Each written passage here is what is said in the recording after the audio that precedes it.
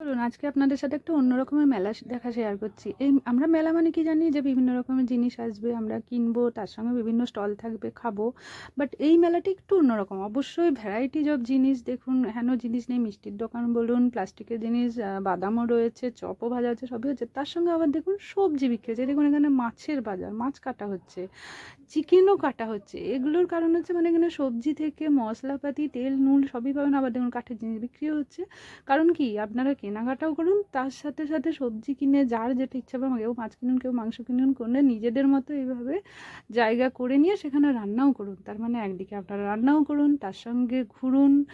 এই দেখুন কত ভ্যারাইটিজ অফ বাঁশের জিনিসের কালেকশন, এবং দামও খুবই কম। তার সাথে আবার দেখুন কত সুন্দর ছোট ছোট বাচ্চারাও কাজ করছে।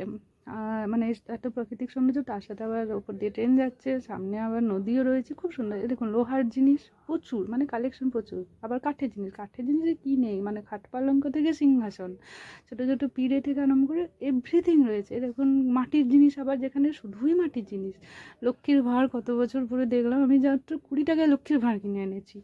তো খুবই ভালো মেলা। এই দেখুন সবাই এরকম করে কাপড় দিয়ে, কেউ গামছা দিয়ে নিজেদের জায়গা ভাগ করে নিয়েছে, নিয়ে সেখানে কেউ খিচুড়ি খাচ্ছে, কেউ মাংস ভাত খাচ্ছে, কেউ চপ ভাজছে, কেউ পাঁপড় ভাজছে, কি নেই। আবার বইপাতিও রয়েছে, মুখোশ থেকে আরম্ভ করে সব।